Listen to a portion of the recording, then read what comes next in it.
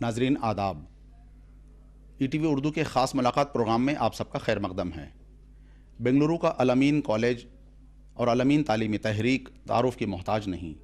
ملک بھر میں 200 سے زائد تعلیمی ادارے اور لاکھوں کی تعداد میں طلباء کا بڑا جمع غفیر، ان سب کے ساتھ ان سب کی قیادت کرنے والے ڈاکٹر ممتاز احمد خان صاحب آج کے اس پروگرام کی زینت بڑھا رہے ہیں۔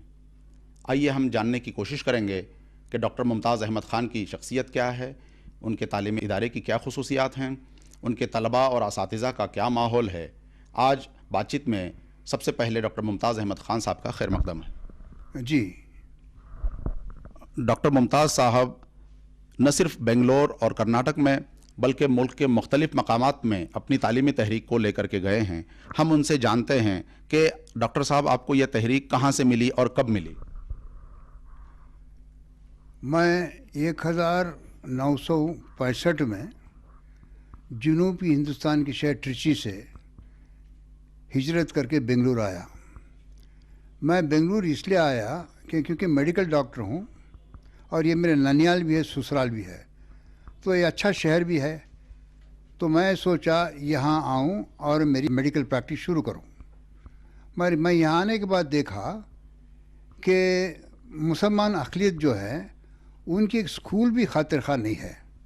میں جو شہر ٹرچی سے آیا، وہاں ٹرچی میں بہت اچھی کالج جمال محمد کالج چلتی تھی، اس کے فائدے میں دیکھا تھا۔ وہاں صرف تعلیم نہیں ہوتی تھی اور صرف تربیت نہیں ہوتی تھی، مگر تعلیم یافتہ لوگوں جو شہر کے تھے ان کو سب ملنے جلنے موقع ملتا تھا، اور وہاں وہ بیٹھ کے قوم کے مستقبل بارے میں سوچتے تھے۔ یعنی ایک پروفیشنلز کا ایک پلیٹ فارم ملا، ایک تھنک ٹینک مل گئی۔ تو یہ سب فائدے دیکھتے ہوئے میں سوچا کیوں نہیں یہاں بنگلور میں تعلیمی تحریک شروع کیے جائے، اور اس کا بہترین طریقہ یہی سوچا پہلے ہم arts and science commerce college شروع کریں۔ میرے فائدہ مند چیز یہ ہوئی، میرے سسرال کی جگہ تھی شہر کے بیچ میں، چھوٹی جگہ تھی، کچھ آدھا ایکڑ تھی، وہاں جگہ بہت سے گھر تھے، 10 گھر تھے۔ میں وہاں خالی کر کے اللہ کے فضل سے کالج شروع کیا، آرٹس سائنس کامرس۔ پہلے سال میں صرف 20/3 لڑکے لڑکیاں تھے، اس میں 19 لڑکے تھے، 4 لڑکیاں تھے۔ اور اس کے بعد دوسرے سال ایک ہم نے قانون جو تھا حکومت کا اسے ہٹا دیا، یعنی پابندی یہ تھی صرف 40% لیے لڑکے لڑکی جو ہے 10th اسٹینڈرڈ کے بعد PUC داخلہ لے سکتے ہیں۔ ہم کوشش کر کے یہ قانون کو ہٹایا اور حکومت ہماری ساتھ دی، اور ہم جو ہے ماشاء اللہ ایک کالج شروع کر دیے۔ تو اس میں پہلی سال کیونکہ یہ ریکارڈ ہٹ گئی تو میں الحمدللہ 300 طلبہ طالبہ آ گئے۔ ڈاکٹر صاحب آپ نے ڈاکٹری کی تعلیم حاصل کی، اس کے بعد ایک دم سے نیا کچھ کریئر، یہ لگتا نہیں آپ کو کہ آپ نے چینج کیا؟ والدین کی طرف سے مجھے کافی جائیداد ملے تھے جو میں ٹرچی سے یہاں مستقبل لایا۔ میری اہلیہ بھی اچھے کھاتے پیتے خاندان کی تھی، مجھے پیسوں کمانے کی ضرورت نہیں تھی۔ جو میرے جائیداد سے مجھ کو پیسہ ملتا تھا وہ میرے لیے، میرے خاندان کے لیے ایک بالکل جو ہے تسلی بخش زندگی کرنے کے لیے کافی تھا۔ اور اس کے بعد میں یہ بھی طاقت تھی، اگر کچھ ادارہ ابتدائی دور میں گزر رہا ہے، میری جائیداد بیچ کے بھی وہ چلانے کی میں بھی طاقت علامیہ دیا تھا۔ ابتدائی دور میں ہر ادارے کو پیسوں کی مشکل ہوتی ہے، تو پیسوں کی مشکل ہوئی، گورنمنٹ میں گرانٹس نہیں آتے تھے، تو ابتدائی دور میں میری اور میری اہلیہ کی جائیداد بیچنا پڑا، اور میں جو ہے کالج چلاتا رہا۔ اس کے بعد حکومت سے گرانٹ شروع ہوئے تو ذرا آسانی ہوئی۔ جو اس کے بعد قوم میں ملت مجھ کو جو دیکھ رہی تھی، کیا یہ جو آدمی جو ابھی کام شروع کیا ہے اس کے کیا مقصد کیا ہے، صرف خدمت ہے یا اور کوئی مقصد ہے؟ تو جب ان کو اطمینان ہو گیا نہیں، یہ شخص جو ہے صرف خدمت کے لیے آیا ہے، کوئی ذاتی مفاد کے لیے نہیں، تو قوم بھی ساتھ دینا شروع کر دی۔ تو اس کے بعد ہم نے یہ ایک بہت مشہور جگہ لال باغ کے سامنے ہم نے جو حضرت عطا شاہ نبی شاہ درگاہ کی جائیداد کچھ 6 ایکڑ زمین ہم نے 9 سال کے لیے ہم نے لیز لیا، اور وہاں کالج کو شفٹ کیا۔ جب میری کامیابی دیکھے اضلاع کے لوگ، ہمارے کرناٹک اضلاع کو آنا شروع ہوئے، بولے صاحب ہم آپ کا ساتھ دیں گے، جگہ دیں گے، آپ کو پیسہ بھی دیں گے۔ ہمارے جگہ بھی آپ شروع کرو. تو ہم جو ہے آہستہ سے دوسرے کرناٹک کے اضلاع میں بھی ہم جو ہے تعلیمی ادارے شروع کریں. ابتدا میں تکلیف ہوئی کیونکہ ہم جاتے تھے، وہ زمانے میں ٹریول فیسلٹیز نہیں تھے اور وہاں رہنے سہنے کی جگہ نہیں تھی. پھر بھی وہ ایک دھن تھا، ایک اللہ میاں کام لینا چاہتا تھا. ہم باقاعدہ وہاں گئے اور وہاں کبھی کبھی جاتے اور رات میں ٹھہر جاتے. اور الحمدللہ یہ تحریک جو ہے بڑھتے بڑھتے جو ہے کرناٹک کے دوسرے اضلاع میں پھیل گئی. اور پہلے شروعات میں کافی پیسے کی تکلیف ہوئی. بعد اس کے بعد لوگ جو ہے بہت اچھا چندہ دینا شروع کرے، گورنمنٹ سے گرانٹس ملے. یہ چن میں کیا ہوا، ہم جو ہے بہت سے کرناٹک اضلاع میں اسکولس کالجز شروع کرے. اور آپ کے معلومات کے لیے ہم سب سے زیادہ اہمیت دیتے ہیں LKG سے لے کے 12ویں اسٹینڈرڈ تک، کیونکہ ہمیں احساس ہے کہ اگر لڑکا لڑکی کو 18 سال تک ایک اچھا ماحول مل جائے تو وہ لڑکا لڑکی جب دنیا میں قدم باہر رکھتے ہیں ان کے پاس جو طاقت رہتی ہے باہر کے اثرات سے بچنے کے لیے. یہ ہمارا تجربہ تھا. تو زیادہ تر ہمارے اسکولس جو ہیں LKG سے 12 اسٹینڈرڈ تک ہیں، ہم زیادہ ان کو اہمیت دیتے ہیں. اور یہ بھی ہمارا تجربہ ہے کہ یہ لوگ کیونکہ ہمیں ان کو بہت اچھے فاؤنڈیشن دے کے باہر بھیجتے ہیں، وہ دنیا میں کامیاب ہو جاتے ہیں. اور دوسری بات، ہم 10th اسٹینڈرڈ اور 12th اسٹینڈرڈ بچوں کی ایگزام کی بہت اہمیت دیتے ہیں، کیونکہ زندگی میں ان کا ٹرننگ پوائنٹ ہوتا ہے. یہ امتحان میں لوگ کامیاب ہو گئے تو سمجھو ان کی زندگی کامیاب ہوتی ہے اور وہ جو ہے باعث طاقت بنتے ہیں اپنے لیے، اپنے والدین کے لیے اور انسانیت کے لیے. ہم نے یہ ادارے تو شروع کرے، کافی لوگ بچے آئے، اس سے فائدہ مند ہو گئے. یہاں ہمیں زیادہ تر والدین کو انوالو کیے. ہم والدین کو بول رہے تھے دیکھو یہ جو امتحان ہیں 16 سال سے 18 سال تک، یہاں بچہ جو ہے وہ بھٹکنے کی عمر ہے، باہر سے بہت برے اثرات پڑتے ہیں. آپ اس کو بڑا آدمی مت سمجھیے، بچہ سمجھے، مانیٹر کیجئے، اس کو جو ہے باقاعدہ اس کے پیچھے لگیے، اسے پڑھائیے. اور ساتھ ساتھ جو ہے اساتذہ سے آپ جو ہے کمیونیکیشن رکھیں، کیونکہ طلباء، طالبات، والدین اور اساتذہ یہ مل کے ٹرائنگل بنتا ہے. یہ تینوں جب برابر کام کرتے ہیں تبھی جو ہے بچہ جو ہے کامیاب ہوتا ہے. تو کیا ڈاکٹر صاحب آپ کے تعلیمی اداروں میں کامیاب طلبہ نکلنے کا یہ راز ہے کہ آپ نے سب کو اس میں انوالو کیا ہے؟ اور یہ بھی ہم پوچھنا چاہیں گے کہ کیا اساتذہ کی ٹریننگ اور ان کے اسکل اپ گریڈیشن وغیرہ کے لیے بھی کوئی منصوبہ آپ کے پاس ہوتا ہے؟ ہمارے لیے ہمارے ادارے اس لیے کامیاب ہیں، جب اساتذہ کو ہم چنتے ہیں صرف میرٹ دیکھتے ہیں اور کوئی بات نہیں دیکھتے. اس لیے بہترین طلباء طالب علم کے لیے بہترین ٹیچرز ملتے ہیں. یہ ہماری وجہ ہے، صرف انڈر گریجویٹ نہیں، گریجویٹ، پوسٹ گریجویٹ، ریسرچ، سب کے لیے، کیونکہ ہمارے پاس بہترین اساتذہ ہیں. وہ بڑھتے بڑھتے اللہ کے فضل سے تھوڑے ہمارے انسٹیٹیوشنس ایسے ہیں وہ انٹرنیشنل لیول میں کامیاب ہو گئے. مثلا الامین کالج فارمیسی وہ انٹرنیشنلی ریکگنائز ہے، Al-Ameen college of management, Al-Ameen college of law, Al-Ameen college of information science, یہ سب جو ہے عالمی سطح پہ مشہور ہو گئے. اور یہاں کے طلباء طالبات وہ کامیاب ہو گئے. اور ہم بہت ریسرچ کو بہت انکریجمنٹ کرتے ہیں. ہمارے پاس کئی لڑکے پوسٹ گریجویٹ کرنے کے بعد وہ ڈاکٹریٹ کرتے ہیں، لڑکے بھی کرتے ہیں. اور ہمارے اساتذہ کو ہم ملک کے باہر جا کر انٹرنیشنل کانفرنسز اٹینڈ کرنے کے لیے انکریج کرتے ہیں، ان کو پیسہ دیتے ہیں تاکہ ہم کو جو ہے انٹرنیشنل ایکسپوجر ہو جائے اور اس میں ہماری ملک کی شان بھی پڑے. اللہ کے فضل سے اتنے پاپولر ہو گئے ہیں، میرے پاس 100 بیرونی ملک کے فارن اسٹوڈنٹ پڑھتے ہیں.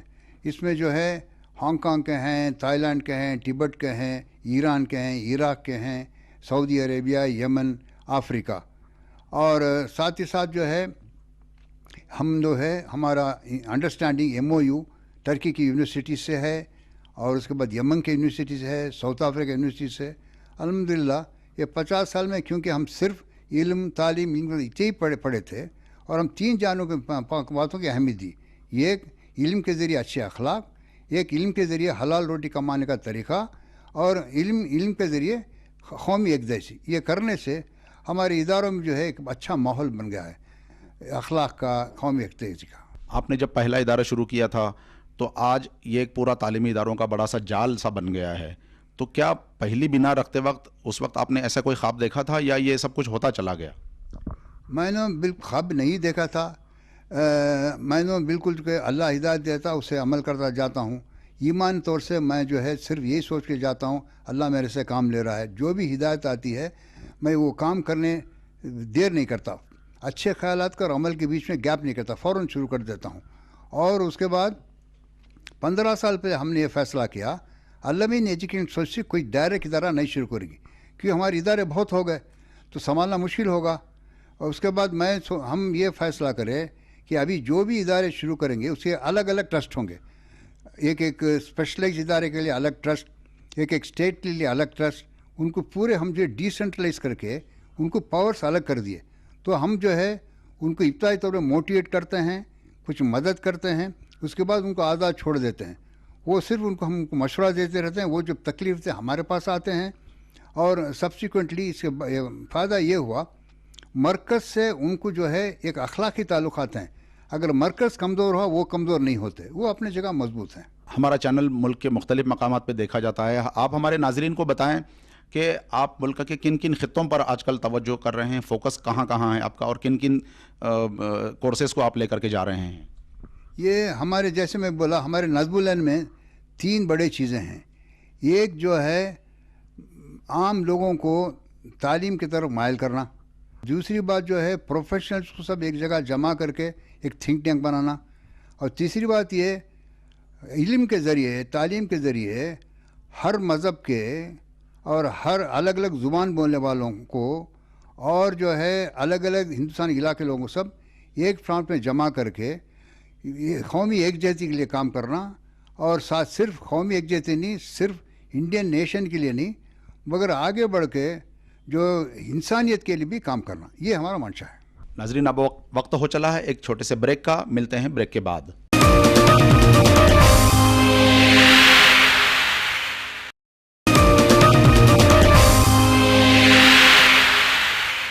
دوسرے حصے میں ہم ڈاکٹر ممتاز صاحب سے یہ جاننے کی کوشش کریں گے کہ ان کے کون کون سے تعلیمی ادارے ہیں اور اہم ادارے کون سے ہیں, اور ان میں کیا کیا تعلیم دی جا رہی ہے, کس طرح کے کورسز پڑھائے جا رہے ہیں. جیسے پہلے میں عرض کیا زیادہ تر ہمارے ادارے LKG سے لے کے 12 اسٹینڈرڈ تک ہیں. اور آپ کے معلومات کے لیے یہ زیادہ تر ادارے جو ہے بچوں سے کوئی فیس نہیں لیتے. یہ حال ہمارا ڈگری کالج تک بھی ہے. آرڈنری ڈگری کالج تک زیادہ ہماری فیس نہیں ملتی. ہمارے پاس جو ہے پروفیشنل کالجز ہیں الحمدللہ. ہم جو پروفیشنل کالج پروموٹ کریں اس میں کالج آف فارمیسی ہے, کالج آف ایجوکیشن ہے, کالج آف لا ہے, کالج آف انفارمیشن سائنس ہے, کالج آف ایجوکیشن اور کالج آف انجینئرنگ پروموٹ کیا ہے, college of medical science promote کیا ہے. آپ کے معلومات کے لیے آپ کو سن کے خوشی ہوگی پوری دنیا کے سب سے پہلا پرائیویٹ مینج میڈیکل کالج علامین کا ہے. آپ کا بیجاپور میں جو علامین میڈیکل کالج ہے اس کو مزید بہتر بنانے کے لیے کیا کچھ سوچ رہے ہیں؟ کیونکہ ہم تحریک میں بہت مصروف رہے, زیادہ پیسہ جو ہے غریب اداروں میں خرچ کرنا پڑا, جو ڈیفیسٹ تھے ہم کو جو ہے میڈیکل کالج چلانے ذرا مشکل ہو گئی. تو ہمارے اچھے دوست جناب ضیاء اللہ شریف صاحب سے ہم نے گزارش کی کہ جو ہے اب ہم جو ہے ڈائریکٹ ادارہ چلانا مشکل کر رہا ہے, ہم کو پوری بنا کے سیٹ کر کے دے دیے. 200 ایکڑ زمین میں medical college, dental college, nursing college بنا دیے. ہم PG کورسز میں ہیں, مگر پیسوں کے اعتبار سے کیونکہ ہمیں پیسے بہت ضرورت ہے تحریک کے لیے اور پورا ہم جو ہے فنڈامنٹل ایجوکیشن سے توجہ دے رہے ہیں. میڈیکل کالج ہمارے لیے بہت بڑا پروجیکٹ ہے. میں ضیاء اللہ شریف سے گزارش کرا آپ یہ ٹیک اوور کر لیں. تو انہوں نے ٹرسٹ تو ہمارا موجود ہے, علامین چیریٹیبل ٹرسٹ کے نام سے ہی چلتا ہے, مگر انہوں زیادہ تر ان کے جو ٹرسٹیز ساتھ رکھے پورا پیسوں کا بیڑا لے کر وہ چلا رہے ہیں. ابھی اللہ کا فضل بہت اچھی کالج چل رہی ہے. وہاں جو ہے میڈیکل, ڈینٹل اور نرسنگ ہے. 200 ایکڑ کا کیمپس ہے, بڑے آشا کیمپس بھی ہے اور کافی پوسٹ گریجویٹ کورسز ہیں. اور ہمارے طلباء طالبات جو وہاں سے نکلے ہیں دنیا میں پھیلے ہوئے ہیں. کچھ ایسے ہاسپٹلس ہیں ہندوستان میں جہاں صرف ہماری طلباء طالبہ تو میڈیکل پاس وہ چلاتے ہیں. ڈاکٹر ممتاز صاحب, اتنا بڑا نیٹ ورک, 200 تعلیمی ادارے اور 1 لاکھ کے قریب طلباء, ظاہر ہے کہ بہت سارے ریسورسز کی ضرورت پڑتی ہے. اور ہماری حکومتیں, ریاستی حکومتیں, مرکزی حکومت, ان کے پاس اسکیمیں ہوتی ہیں اساتذہ کے لیے, طلباء کے لیے. تو آپ حکومت سے کیسا تال میل بنا کر کے رکھتے ہیں؟ اب اس میں یہی ہماری خوبی ہے کہ ہم جو ہے صرف اور صرف تعلیم کو لے کے چلتے ہیں، تو اس لیے کہیں ہم جاؤ ہمیں کوئی رکاوٹ نہیں ملتی، کیونکہ لوگ بولتے ہیں صرف تعلیم کا کہا کرتے ہیں، سب جو ہے ہم مدد کرنے تیار ہیں، اور خاص کر بیوروکریسی جو ہے ہماری بہت مدد کرتی ہے. وہ بولتے ہیں صاحب ہم جو ہے آپ کی مدد کرنا چاہتے ہیں، کیونکہ آپ صرف تعلیم کا کام کرتے ہیں، آپ سیکولر کام کرتے ہیں، آپ نیشنل کام کرتے ہیں، اور کبھی کبھی ان سے ہم اتنے اچھے تعلقات پیدا کرتے ہیں. کوئی اچھا اسکیم آئے وہ فون کر کے بولتے ہیں، ہم کو معلوم کراتے ہیں صاحب اچھا اسکیم ہے اس کے مدد لو. اور ابھی ہمیں جب بڑھتے جا رہے ہیں ہمیں خود تعجب ہو رہا، خوشی ہوتا ہے کہ ہندوستانی حکومت اور ہماری اسٹیٹ حکومت اقلیتوں کے لیے اتنا پیسہ خرچ کرتی ہے، انفرادی، اجتماعی، اور پری میٹرک اسکالرشپس ہیں، پوسٹ میٹرک اسکالرشپس ہیں، انڈر گریجویٹ اسکالرشپس ہیں، ریسرچ کے ہیں، باہر جا کے پڑھنے کے لیے دیتے ہیں. لوگوں کو معلومات نہیں کہ ہماری حکومت اسٹیٹ اور سینٹرل میں اقلیتوں کا کتنا خیال رکھتی ہے، کتنا پیسہ دیتی ہے. اتنا ہے ملت کو معلومات کی کمی ہے، اس لیے ہم حاصل نہیں پاتے.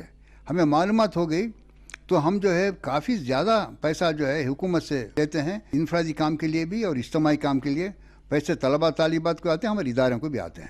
ڈاکٹر صاحب، اس طرح سے حکومت سے تال میل بنا کر کے چلنا یہ آپ کی کامیابی میں ایک بڑا اہم عنصر ہے.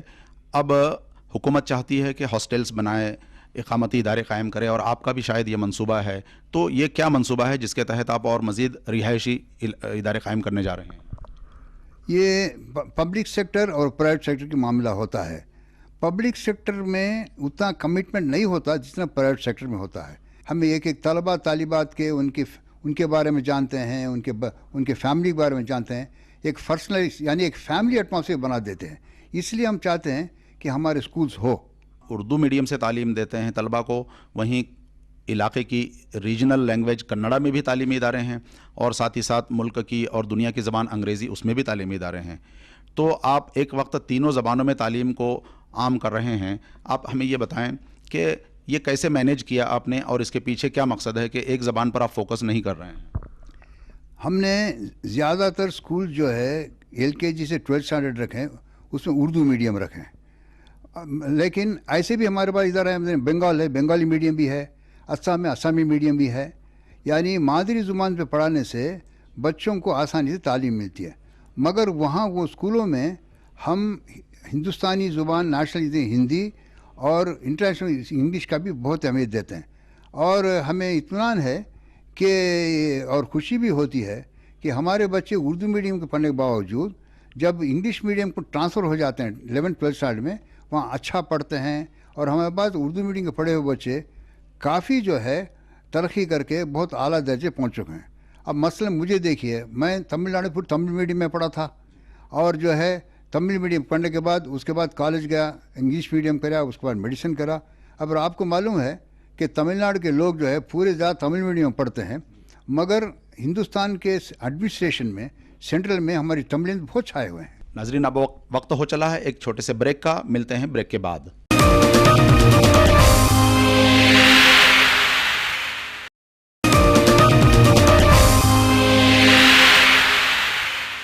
خاص ملاقات کے آخری حصے میں ہم پہنچ چکے ہیں.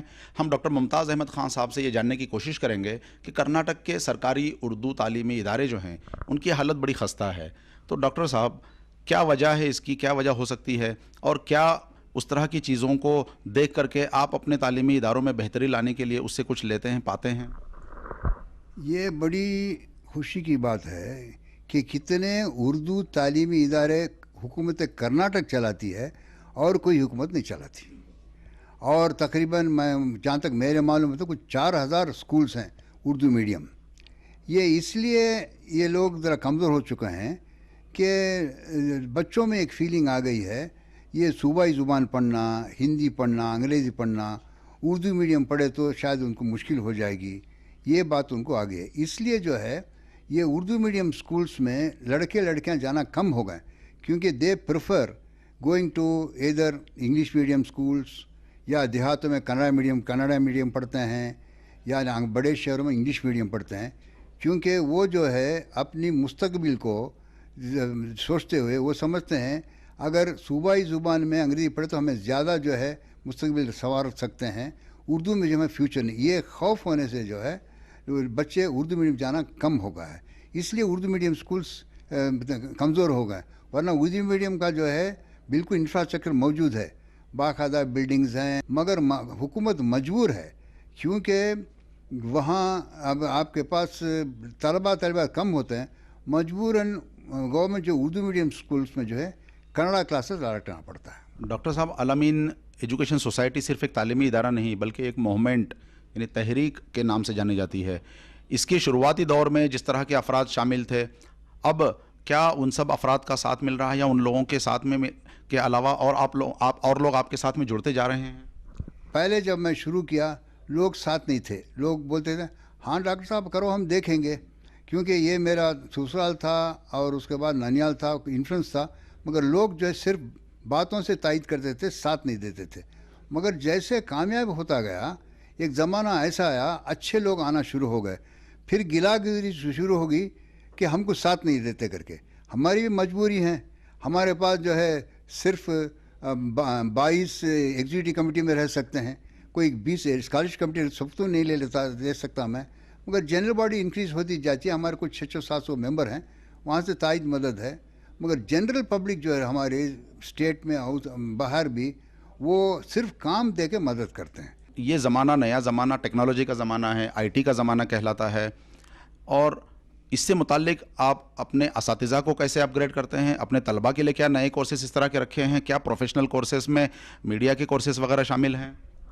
یہ ہم جو ہے بالکل آپ سے میں اتفاق کرتا ہوں، مگر ہم نے یہ سوچ کر جو ہے ڈیفرنٹ لیولز میں سرٹیفکیٹ لیول میں ہم نے بیسک کورسز شروع کرے ہیں، welder, plumber, fitter, air condition mechanic, refrigeration mechanic, اس کے بعد ریڈیو ٹی وی میکینک کر کے، یعنی یہ لڑکے لڑکیاں جو پڑھتے ہیں پلمبر اور ویلڈنگ کی تعلیم ہو جاتی ہے 8ویں اسٹینڈرڈ کے بعد، اس کے بعد دوسرے کورسز ہوتی ہے 10ویں اسٹینڈرڈ کے بعد، اور اتنا ڈیمانڈ ہے ٹیکنیشینس کو، فوراً جو ہے ان کو نوکری مل جاتی ہے، پلیسمنٹ بڑا اچھا ہے۔ سیکنڈ لیول ہمارا ہے پالی ٹیکنک کا، پالی ٹیکنک میں وہ 10th اسٹینڈرڈ کے بعد 3 سال کا کورس ہوتا ہے، اس میں زیادہ تر لڑکیوں کو وہ پڑھاتے ہیں، اس میں اپرل ڈیزائننگ، کمپیوٹر، کمرشل پریکٹس، اس کے بعد الیکٹرانک ایسا سکھاتے ہیں، وہ لڑکیوں کو بھی پلیسمنٹ بہت جلدی مل جاتے ہیں۔ تھرڈ لیول ہے ٹیکنیکل کورس کا انجینئرنگ کالج، ہمارے انجینئرنگ کالج میں 6 کورسز ہیں، اس کے ساتھ ایم ٹیک بھی ہے، اور ہم کافی انکریج کرتے ہیں لوگوں کو ڈاکٹریٹ کرنے کے لیے، کافی پورے ہمارے آلموسٹ پورے ایچ او ڈیز اور ان کے سیکنڈ لائن جو ہے پورے پی ایچ ڈی کر رہے ہیں، اور ہم انکریج کرتے ہیں ہمارے کیمپس میں بھی، باہر کیمپس میں جو ورک شاپ، سیمینارز یہ سب کرنے کے لیے ہم کو انکریج کرتے ہیں، اور جو ٹاپ لیول کی ہماری فیکلٹی ہے ان کو بیرونی ملک میں جا کے سیمینارز ورک شاپ اٹینڈ کرنے میں انکریج کرتے ہیں۔ صرف اپنی تعلیم اور تعلیم کو آگاہ کرنا، سب کو پھیلانا، یہ طرف ایک اکیڈمک ایٹماسفیئر پیدا کر لیا۔ اکیڈمک ایکسلنس کے ساتھ ساتھ آپ ویلیو بیسڈ ایجوکیشن بھی دینے کی بات کرتے ہیں، تو اقدار کو طلباء کے ذہنوں میں بٹھانے اور معاشرے کو اس سے فائدہ مند بنانے کے لیے کس طرح کا منصوبہ ہے اور آپ ایکچولی کرتے کیا ہیں؟ آپ ہمارے انسٹیٹیوشن میں ماحول دیکھیں گے، ہمارے بڑے انسٹیٹیوشنس پورے کو ایجوکیشن ہے، مگر میں فخر سے کہہ سکتا ہوں کوئی ہمارے پاس ایک برا انسیڈنٹ نہیں ہوتا، اور ہمیں فخر ہوتا ہے جو آرتھوڈاکس کنزرویٹو فیملیز جو ہے ہمارے پاس ان کو لڑکیاں کو بھیجتے ہیں، اور باقاعدہ وہ جو آتے ہیں اپنے تہذیب میں قائم رہتے ہیں۔ زیادہ تر اب دیکھیں ہمارے مسلم لڑکیاں برقع پہن کے آتے ہیں، وہ برقعے کے ساتھ بیٹھ کر جو ہے ٹیکنالوجی میں آگے بڑھتے ہیں، وہ پورا لیپ ٹاپ دے کے پڑھتے رہتے ہیں۔ تو ہم نے کمبائن کیا ہے اسلامی اور ہندوستانی کلچر کو اور لیٹسٹ ٹیکنالوجی کو۔ ڈاکٹر صاحب، مرکزی حکومت، ریاستی حکومتیں مختلف اسکیمیں چلاتی ہیں، اب ہماری حکومت یہ چاہتی ہیں کہ لڑکیوں کو اور آگے بڑھایا جائے، پڑھایا جائے، اسی طرح سے صاف صفائی کا نظم کیا جائے، سوچھ بھارت کی مہم چل رہی ہے، اس طرح کے جو ایکٹیویٹیز ہیں ان کو آپ اپنے اداروں میں کیسے اور کہاں تک امپلیمنٹ کر پا رہے ہیں؟ آپ غلط نہ سمجھے تو ہم ہندوستانی کی کمزوری ہے، باتیں زیادہ کم کرتے، کام کم کرتے۔ ہماری پاس ایک عادت ہے کہ جیسا ایک اچھا خیال ہے تو فوراً عمل کر دیتے ہیں۔ آپ میرے کیمپس میں جا کے دیکھیے، آپ صفائی کی بات اب کرتے ہیں، اتنے میرے کیمپس میں یہ کہ آپ کو ایک پیپر کا ٹکڑا نہیں ملے گا، اور کوئی آپ دیکھیں گے میرے پاس جو کام کرنے والے چوئی لوئسٹ لیول کو ہائر لیول ہو، کوئی آہستہ نہیں چلتا رہے گا، جلدی جلدی چلیں گے، اور میرے پاس کام کرنے والے گھڑی دے کے کام نہیں کرتے، وہ اپنا کام ختم کر کے جاتے ہیں، کوئی جو بھی ہو، یعنی ہمیں ایک جو ہے ایک فیملی ایٹماسفیئر پیدا کر دیا ہے۔ پاکی صفائی آپ بات کرتے ہیں، ہم کرتے آئے ہیں، اور جو ہے کمٹمنٹ جو آپ جاب کرتے ہیں ہمارے پاس کرتے آئے ہیں. اور یہ ایک فیملی پیٹرن ایسا تو صدر ہوں مگر ہیڈ آف دا فیملی جیسے ہوں. پورے میرے جو نوکر ہیں جو چاہے سویپر ہو یا اعلیٰ درجے کا ہو ان کی پوری فیملی بیک گراؤنڈ جاتا ہوں. کہاں ہیں, کیسے ہیں, شادی شدہ ہیں نہیں ہیں, ان کی ذاتی تکلیفات کیا ہیں, وہ کون سے بھی ذات کے کیا بھی ہو, وہ لوگ جو ہے ہمارے پاس آ کے ان کی تکلیفات بولتے ہیں. ہم ان کو پرسنل بھی انوالو ہو جاتے ہیں. 50 سال سے پرسنلائز انوالومنٹ ہے. یہ پرسنلائز انوالو ہونے سے ایک فیملی فیکٹر ہو گیا. ہم تو ایک ہیڈ آف دا فیملی جیسے ہیں, پورے جانتے ہیں. ہاں سب یہ سب اللہ کے فضل سے, اور جو بھی گورنمنٹ کی اسکیم آتی ہے اس سے سب ہم فائدہ لیتے ہیں. آپ کا بیوروکریٹ سے تعلق ہے, سیاستدانوں سے بھی مختلف سطحوں پہ رابطہ ہے, اتنی بڑی کامیابیاں آپ نے حاصل کی ہیں. کیا کبھی ذہن میں فکر میں یہ بات آئی کہ سیاست سے بھی کچھ جوڑ دیا جائے خود کو عملاً؟ بالکل نہیں. میں کیا چھوڑوں, بہت سے دعوتیں مجھ کو آئے کہ آپ مہربانی سے آپ سیاست میں آ جائیے, فلانا عہدہ لیجئے. میں بولا نہیں, اللہ میرے سے یہ مجھے اللہ دے رکھا, مجھے بڑا سکون چین ہے. یہ کام میں جو ہے مجھ کو اطمینان ملتا ہے اور نہیں ملتا. اب دیکھیے میں ادارے شروع کر رہا ہوں, میرے پاس پڑے سے لوگ بڑے بڑے سیاسی رہنما بن گئے, بڑے آفیسرز بن گئے, سب ہو گئے. اتنا مجھے بس ہے. میرا حد ہے, میں صرف جو ہے علم و تعلیم کے ذریعے انسانیت کو بڑھانا چاہتا ہوں. ناظرین, سمندر میں رہ کر بھی پانی کو نہ چھونا یہی کامیابی کا راز ہوتا ہے. سفر اسی سے طے ہوتا ہے. ڈاکٹر ممتاز احمد خان صاحب سیاست میں رہتے بھی ہیں, پھر بھی سیاست سے دور ہیں. ان کے سامنے اپنا مقصد صاف ہے, شفاف اور ستھرا قسم کا روڈ میپ ہے, اور اسی پر وہ چل رہے ہیں. آج اس گفتگو میں اتنا ہی. اگلے ہفتے پھر ملتے ہیں کسی نئی شخصیت کے ساتھ, اسی وقت اسی جگہ. دیجیے اپنے میزبان خالد ملا کو اجازت. آداب.